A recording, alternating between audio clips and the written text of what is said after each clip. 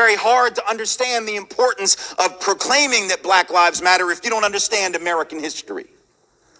And particularly if you don't understand the American history of policing in communities of color. Because if you don't understand that history, then to proclaim and to demand that Black Lives Matter seems like something special.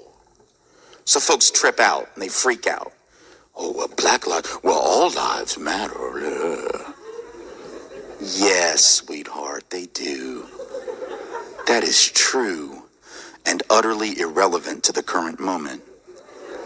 Of course, all lives matter. Nobody said otherwise.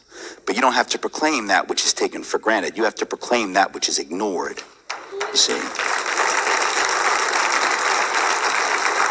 See, when white people say all, we never meant it. Black people know that. Brown people know that. Most white people never had to really learn that. So we said all men are created equal, and we didn't mean that shit. You see, we said it, but we didn't mean it.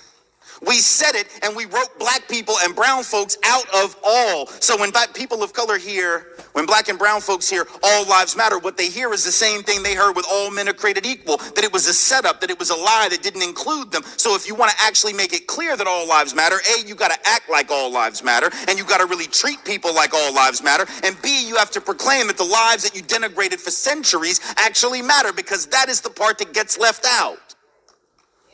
You see? So when we say all lives matter, just to put this in perspective, how ridiculous this comeback is, how absurd, how sophomoric, how nonsensical it is for us to respond to Black Lives Matter with all lives matter. Let's take it back to like 1971 when the title, when the phrase, when the statement on the street was what? Black is beautiful. That was the way that black folks were trying to take back notions of beauty from a fashion industry, from a glamour industry that had basically defined beauty as white, right? And so black folks were saying black is beautiful, reclaiming their own beauty standards and norms. To say all lives matter in response to Black Lives Matter would be like getting in a time machine tonight.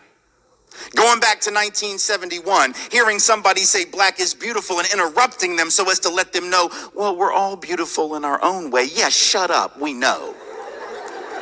Sort of misses the point.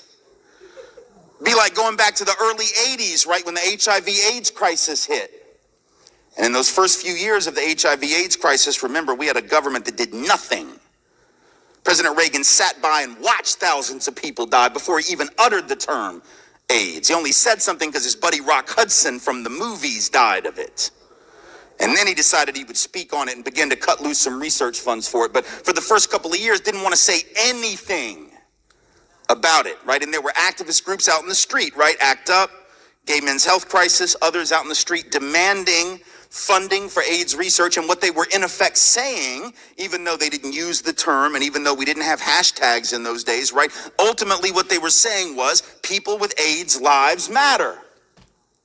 So to say all lives matter in response to Black Lives Matter would be like going back to one of those rallies in 1982, 1983, interrupting the rally for AIDS funding to remind everyone that, well, people die of pancreatic cancer too.